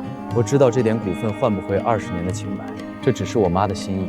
当年我爸突然出事，公司内外一团乱，我妈一个人扛着董事会的压力，她不是不想查，是当时根本腾不出手。腾不出手就可以任由我爸背着黑锅隐姓埋名20年，就可以让我从小被街坊邻居指指点点，说我是贪污犯的女儿。沈家当年但凡多信他一句，多派人查一，我们父女俩都不用在于市熬这么多年。你早上没吃早饭就走了，我买了巷口那家的豆浆油条，还是热的。不用你费心，公司那么多事儿，你回去忙你的就行，我在这儿待着挺好的。你瞎动什么？腿刚好点就折腾，摔下去加重伤势算谁的？你生气多久我就赔多久，但别不理我。当年的事是沈家对不住江叔，对不住你。你骂我也好，罚我也好，怎么都行，就是别把我推开。小鱼，出事了！刚才市场东门有个穿黑西装的男人，挨个摊位打听你，还特意问了你爸的病情和住哪家医院，看着鬼鬼祟祟的，不像好人。今天当着你们两个的面，我把当年的事儿全说清楚。20年前，江明是你父亲最信任的下属，跟着他从创业期一路打拼到沈氏站稳脚跟，比亲兄弟还亲。当年沈氏和周氏合作开发城西产业园，江明管采购对账，发现周氏在项目里虚增工程量，套取公款，数额足足3000万。3000万！他还没来得及整理证据举报，就被周家反咬一口。买通当时的出纳王健做了假账，把亏空全栽赃到了你父亲头上。所以我爸当年不辩解，是因为知道对方有备而来，说了也没人信。是，你父亲怕把沈氏拖垮，也怕周氏对你们母女下手，就主动辞了职，扛下所有骂名，回了于氏。你父亲当时铁了心要彻查翻案，肇事司机拿了钱跑路，至今都没找到。所以我爸的车祸根本不是意外，是周家干的。我查了20年，所有线索都指向他们，只是一直拿不到实据。这些年我一边稳住公司，一边找你们父女，就是想替你父亲还清白，也替我们沈家补上欠你们江家的这份债。小鱼，这些年让你和你父亲受委屈了，阿姨没本事早点找到你们，让你们平白背了20年的骂名。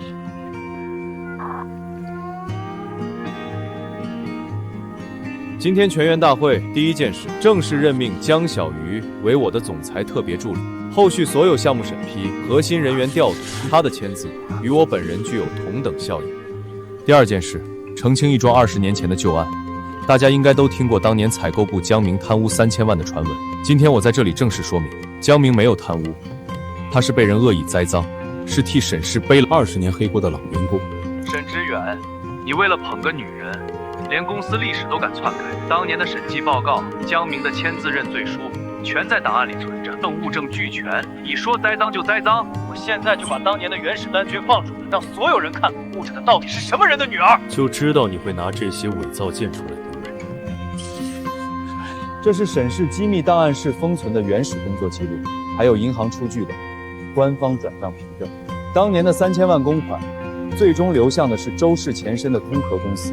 江明的签字是后期临摹伪造的，专业笔迹鉴定报告我已经同步发到各位董事的邮箱。你手里的所谓证据，全是当年你父亲找人做的假件，栽赃忠良，侵吞公款，这笔账我会慢慢跟你们周家算清楚。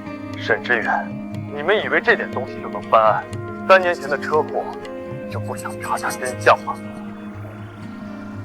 周彦辰已经狗急跳墙，敢直接派人明抢。小鱼，停一下。怎么了？是不是这条路太颠，扯到腿上的伤了？前面就到大路了，我再慢点推。腿没事，我就是想跟你说清楚，不管你父亲的案子最后查到什么地步，不管周燕宇还会出什么阴招，我都站在你这边。从你答应搬去沈家照顾我的那天起，这些事儿就不是你一个人的事儿。以前我总觉得自己坐在轮椅上，很多事儿都力不从心，但今天你挡在我身前掀桌子的时候，我就想，以后换我来护着你，你不用什么都自己扛，有我在。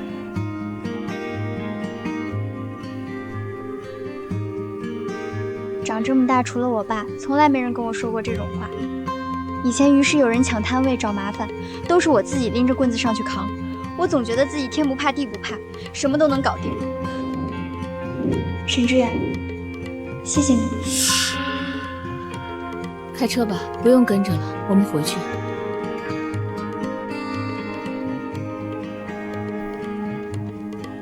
把账币交出来，饶你们没事，敢喊人，别怪我们下手没轻重。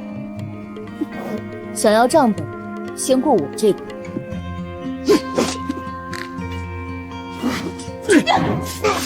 东西到手了，撤！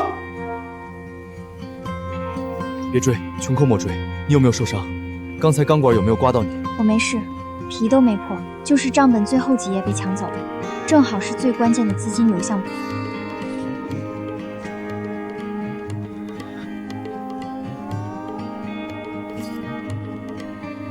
这是周氏高层的专属配饰，外面根本买不到。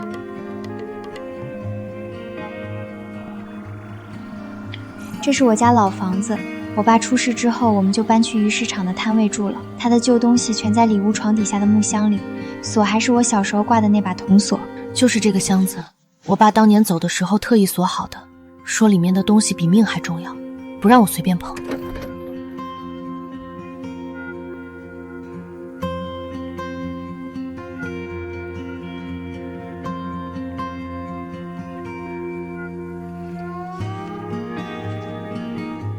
你看，每页都写着密密麻麻的数字，跟王健留下的那串格式一模一样。前面是日期，后面是密码对应金额。我小时候总看见我爸对着本子写写画画，我问他写的是什么，他说这是能还清白的证据。等我长大了就懂了。没错，这是老财务常用的按码记账法。你看这几笔支出，日期正好对要当年审视账面亏空的时间，收靠人一栏用的全是代号。如果我没猜错，这3本本子里记的就是周氏挪用空款、伪造证据栽赃你爸的完整资金流向。有了这本账本，再加上王健的人证，不仅能给你爸翻案，还能直接把周燕去送进来。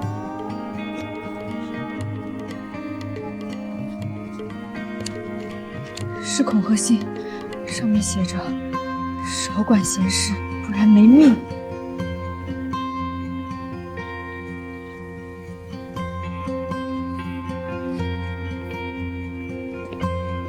人刚走没多久，里屋的热水壶还温着，看翻找的痕迹，他们也是冲当年的账本来的，比我们早到不到半个小时。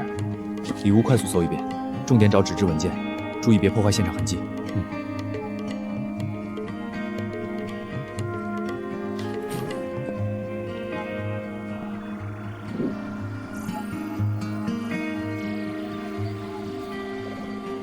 这支笔我见过，当年王健当出纳的时候一直用这支笔签字，他应该是被人堵截，趁乱跑了。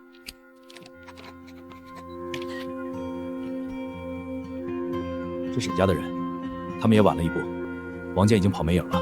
不用追，王健能从他们手里脱身，暂时就没危险。先把这串数字发回国内给沈总，我们分3路在周边街区排查。他人生地不熟，跑不远。林州在温哥华找到王健的住处，人已经跑了，只留下这串数字，暂时查不出对应什么，可能是账号，也可能是保险箱密码。这串数字我认识，这是我爸旧笔记本里经常写的一组密码。他藏重要单据和账本的时候，全用这组数字做暗号。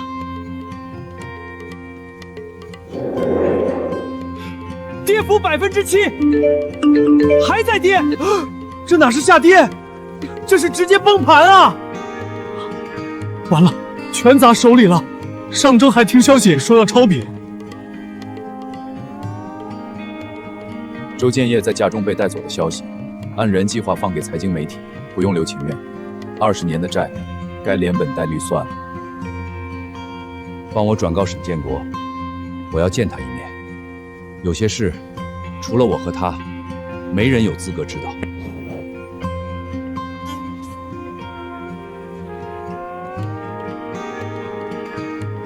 小鱼，你父亲的事儿是沈家对不住他。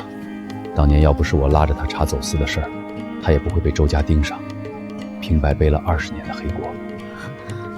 沈伯父，您的意思是我爸当年早就知道周家走私？是，20年前城西产业园项目刚启动，你父亲对账时发现周氏的采购渠道有问题，货值和报关单对不上，他没声张，私下跟我碰了情况，我们俩顺着线索查了大半年，才摸到周建业和境外走私团伙勾结，借着沈氏的物流通道往国内运奢侈品，逃税金额比那3000万公款还大得多。本来定好当年10月收网，把全套证据提交给经侦，谁知道消息走漏了，周建业先动了手。我去临时考察的高速上，刹车被人剪断，连人带车冲下了匝道。所以当年您出事，根源不是江叔的贪污案，是走私。江明的栽赃案是他们顺手布的局。我刚醒过来的时候，半边身子都动不了，话都说不利索。我怕自己撑不住，更怕周家知道我还清醒，会赶尽杀绝，绝不能让沈氏落到周建业手里。这些年，我一边装着只顾家事不问公司的样子，一边暗中派人找王健，找当年的肇事司机，也一直在找你们父女俩。伯父阿姨，你们不用自责。我爸这些年也从来没后悔查这件事。他常说，做人就得行得正，坐得端，黑的白不了，白的也脏不了。当年我怕证据被毁，把最完整的一套资料都存进了瑞士银行的私人保险柜里，里面有周家走私网络的全部名单，还有周建业买通公职人员的全部凭证。后续还要在 ICU 观察48小时，要是能平稳醒过来，才算真正脱离危险。你们家属要有心理准备，这种旧伤复发，随时可能再有危险。谢谢医生，谢谢你们。会没事的，叔叔吉人自有天相，撑过了当年的车祸，这次也一定能醒过来。我陪着你的。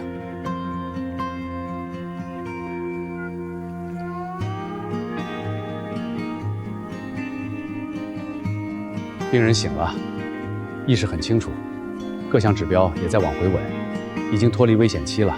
你们可以进去看他，别待太久，别刺激他。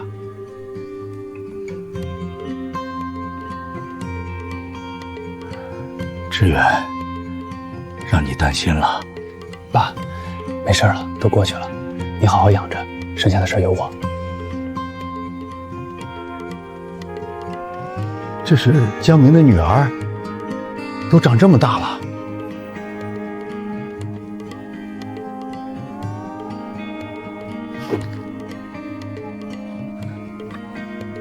老实。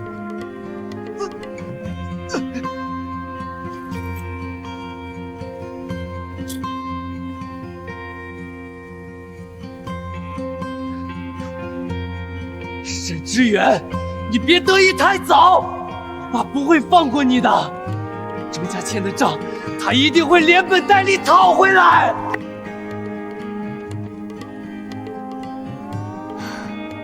总算抓到了，这下周家彻底翻不了身了。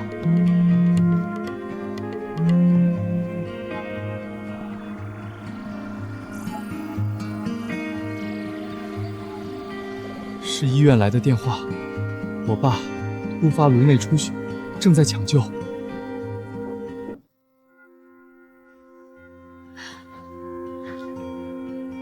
手术做完了，暂时保住了性命。当年车祸留下的颅内旧伤出现复发出血的迹象，这次能抢救回来，很大程度靠运气。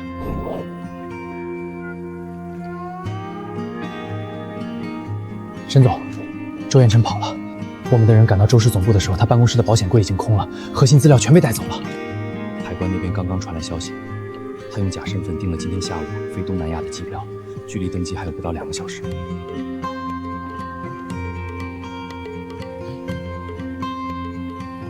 周彦辰，别装了。你还真是阴魂不散。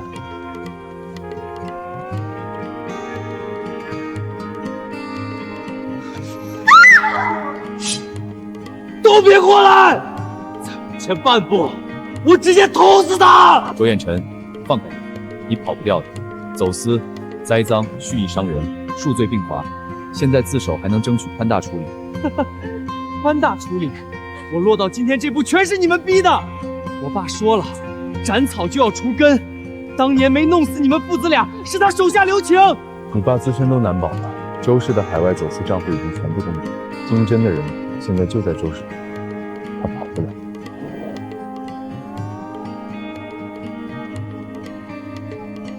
复查结果出来了，都没什么大碍。江小姐后背是大面积软组织挫伤，左臂的划伤不深，按时换药，避免剧烈动作，1周左右就能恢复。谢谢你，医生。志远，你过来，有件事我藏了20年，现在该拿出来了。当年我查到周氏做假账的时候，顺带摸到了他们更大的把柄。他们借着沈氏的海外采购渠道走私奢侈品，偷税漏税的数额比3000万公款还大。走私？我当时偷偷复印了他们的走私台账、报关底单，还有中转仓的记录，用油布包好，藏在了老房子堂屋的房梁上。本来想找机会交给你父亲，还没等开口，就被栽赃逼得辞了职。这是我留到最后的底牌，现在也是时候让周家彻底还债了。江叔您放心，我今天就安排可靠的人去取，全程走正规流程提交给荆州。有了这些证据，加上王建的人证和之前的流水对印，两桩旧案加走私，周家翻不了身。以后不许再一个人往狼窝里冲了。昨天冲进冷库的时候，我隔着监控看着心都悬了。我知道你能打能扛，但我不想每次都赶在你受伤之后才来。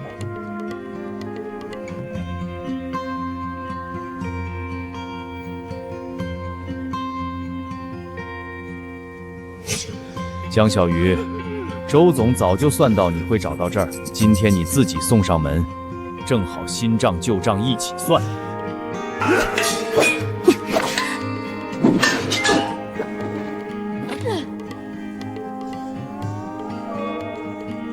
小鱼，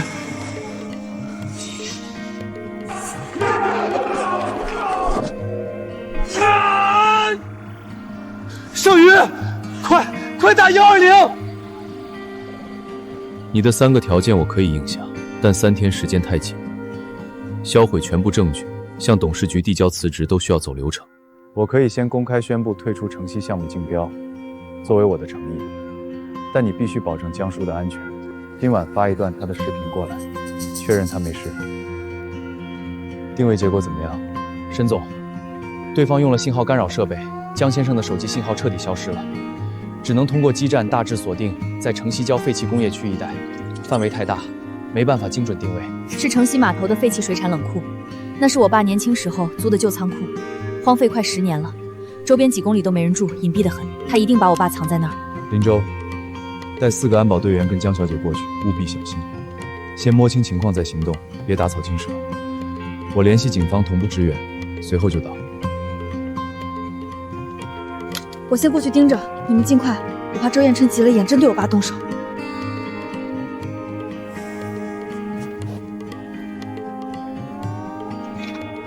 爸，你在不在？江小鱼，你果然还是来了。江叔，您今天指标都稳，下午2点我过来给您输液。刚才康复科说晚点派护工过来接您去做下肢恢复训练，您提前准备一下就行。好，麻烦你了，小姑娘。叔，康复科的过来接您做训练。今天康复室满了，得去西楼那边的新诊室，我推您过去。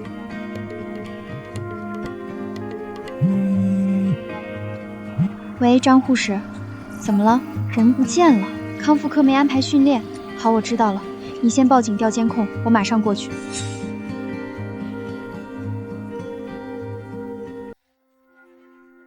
沈志远，想让老东西活着回去，就按我说的做。3天之内，放弃城西项目竞标，销毁所有证据，公开宣布退出沈氏管理层。少一条，就等着给他收拾，不许报警，不然我让他走得比你爸还快。他敢动我爸1根手指头，我拆了他整个周氏大楼。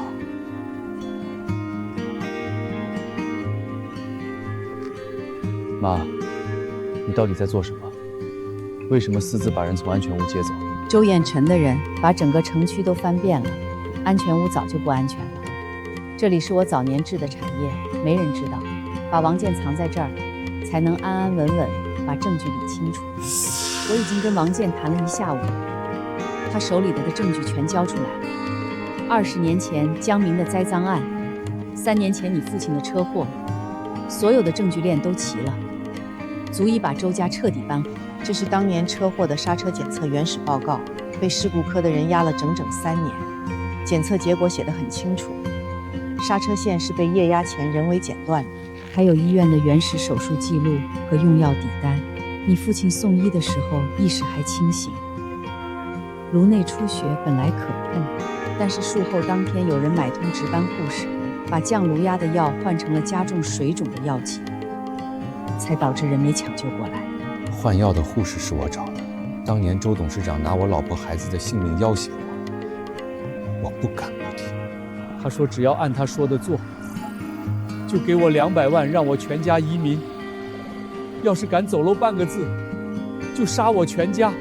这是周父当年给王健的转账记录，分12笔从海外空壳公司打过来，合计200万，时间正好对得上车祸前1周和术后第3天。这是王健偷偷录的。当年你父亲在办公室指使他动手的全过程，是最关键的证据，也是王健留了20年的保命符。好一个意外！原来我父亲的命，我这双腿全都是他们周家算计好的。知远，要是腿不舒服就慢点，实在不行让旁人扶你一把，不用硬撑。妈，今天是我娶小鱼的日子，这条路我必须自己走完。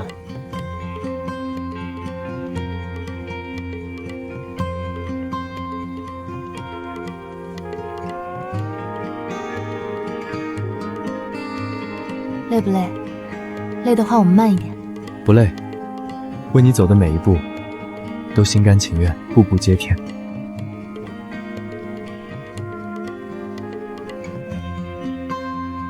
他俩太不容易了，一路磕磕绊绊，总算苦尽甘来了。患难见真情，这才是最好的爱情。往后一定岁岁平安，万事顺累。历经风雨，终得圆满，余生岁岁安康，年年皆胜利。今天不只是于氏的新生，也是我人生最重要的一天。我有一段话，想当着所有人的面说给我的女孩听。等等，先别说话，我知道你接下来要说什么，也知道你口袋里藏了什么惊喜。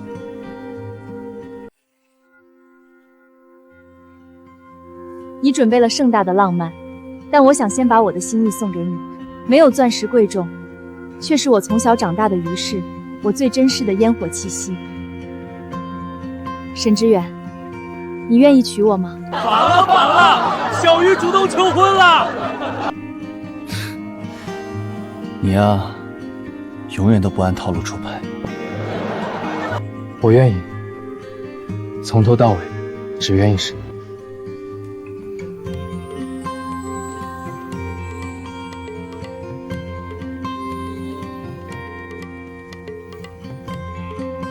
老姜，今天这顿饭我是真心诚意谢谢你。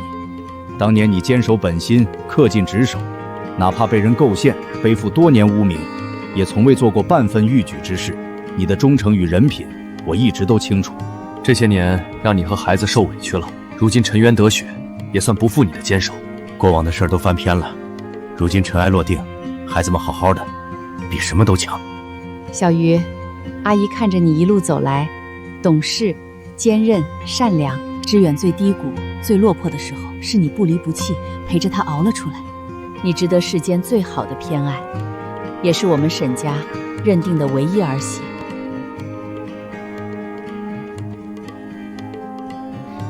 这是我的嫁妆，现在传给你。从今往后，你就是我们沈家名正言顺的孩子。谢谢阿姨。我女儿眼光不差，沈知远这孩子稳重靠谱，重情重义。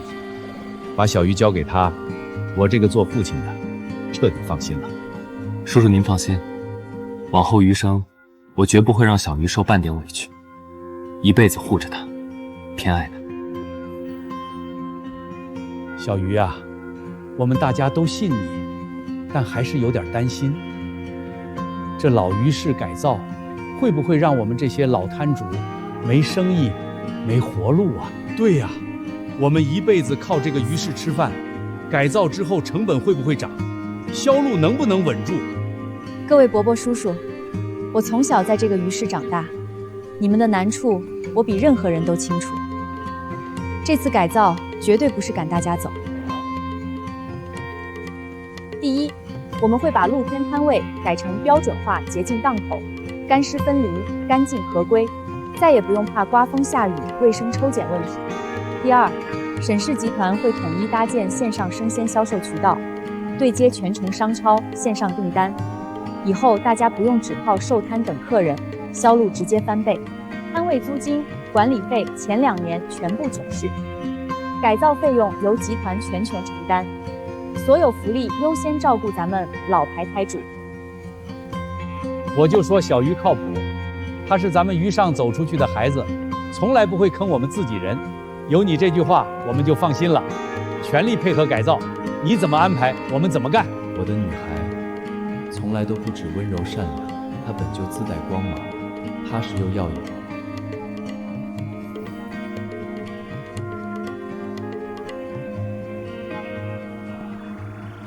李医生，怎么样？是不是好转了？他刚刚脚趾能动了。是好事儿，天大的好事儿。之前并不是腿部神经坏死，只是受重创和精神压力影响，进入了暂时性的应激性休眠状态。现在神经已经苏醒，感知功能正在逐步恢复。只要坚持规范康复训练，假以时日，完全可以正常走路，不会留下任何后遗症。哭什么？该开心才对。谢谢你，在我最低谷、最狼狈的时候，没有丢下我。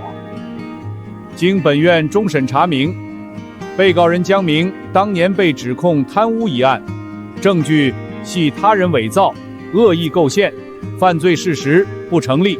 现当庭正式宣判，被告人江明无罪，即刻撤销所有不实案底，公开恢复个人名誉，消除一切不良影响。我终于清白了，真是太不容易了，被冤枉这么多年，总算沉冤昭雪。天道轮回，善恶终有报，诬陷别人的人迟早要付出代价。另查出周建业、周彦辰父子多年前恶意伪造证据，构陷他人，同时涉嫌商业欺诈、恶意竞争、偷税漏税等多项罪名，数罪并罚，依法判处周建业、周彦琛有期徒刑，终身禁止涉足商业领域。名下周氏集团即刻启动破产清算，所有非法所得全部收缴国库。都结束了，这么多年的委屈，终于全部清理了。以后再也没有委屈，只有安稳和光明，所有黑暗都彻底过去了。慢一点，不用急，我们循序渐进，每天坚持训练，一定会越来越好的。我听你的。之前是我太偏执，总纠结输赢体面，错过了最重要的。现在我只想好好恢复，不辜负你的陪伴。小鱼，我的脚刚刚动了。什么？真的动了吗？我看看。动了，真的动了。沈之远，你的神经真的在恢复。我没看错，是真的有知觉了。快叫李医生过来，马上！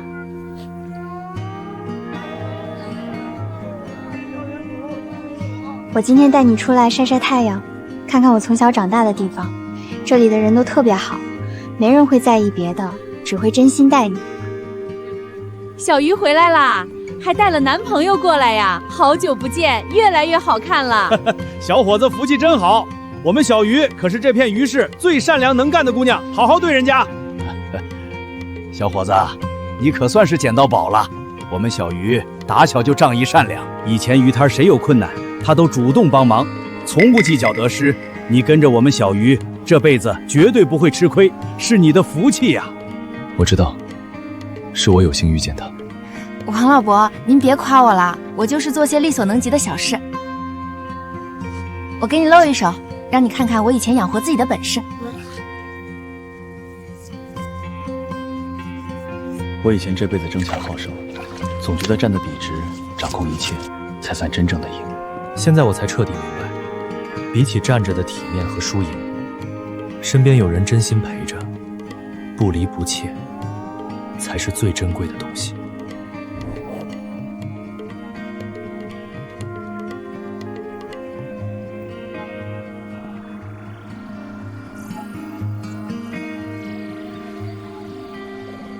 王医生，怎么样？到底是什么情况？他的腿为什么会突然失去知觉？能治好对不对？他是之前腿部旧伤的神经，受到连日精神压力和这次摔倒的双重刺激，出现了严重的退血性反应。直白说，后果是什么？神经退行性损伤不可逆，这条腿能不能恢复知觉，不好说。彻底废了。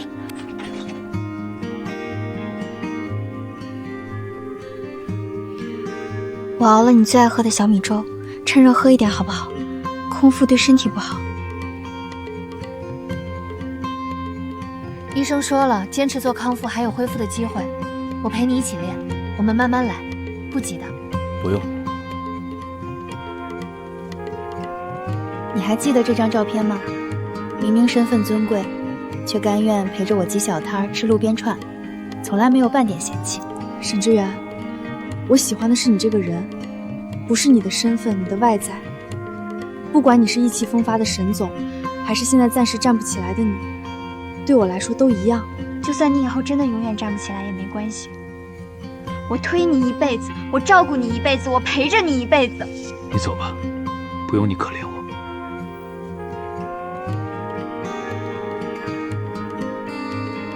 都过去了，没事了。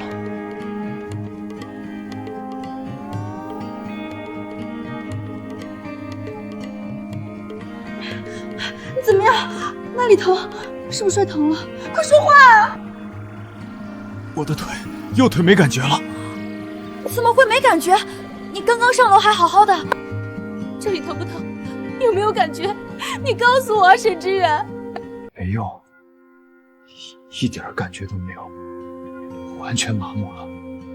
怎么会这样？你的腿明明早就好了，从来没有出过这种问题。是不是在看守所里受了伤？是不是里面的人对你动手了？别慌，可能只是摔了一下，暂时麻木而已。这不是暂时的，怎么会一点反应都没有？不行，不能等，我现在立刻叫医生。王医生，你马上来沈家别墅，立刻，马上！沈之远出事了，他的腿突然没知觉了。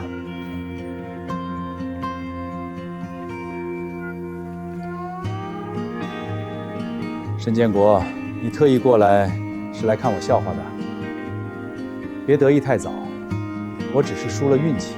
要不是王健那个反骨仔反水，要不是你儿子命大，今天坐在里面的是谁还不一定。我不是来看笑话的，我是来告诉你，除了走私、栽赃、蓄意谋杀，警方又查到了新案子。10年前你走私船队逼死3个偷渡客、抛尸公海的事儿，证据齐了。数罪并罚，你这辈子都别想走出监狱大门。别拿运气当借口，从第一次伸手贪钱开始，就该想到有今天。行，算你狠。反正我都这样了，有件事藏了3年，也不妨告诉你。当年车祸后，你儿子不是下肢神经受损吗？术后康复头半年，为什么恢复得那么慢？医生都说奇怪，明明手术很成功，就是不见好转。你就没怀疑过？是我做的。我买通了你们家当时的护工，在他每天用的营养神经药里加了抑制剂，就是要让他一辈子站不起来，让你沈家绝后。可惜呀，你老婆警觉，半年就发现不对，连夜换了所有衣服和药品，才让他捡回半条腿。没想到你竟然那么恶毒，我打死你！爸，都过去了，反正他也罪有应得。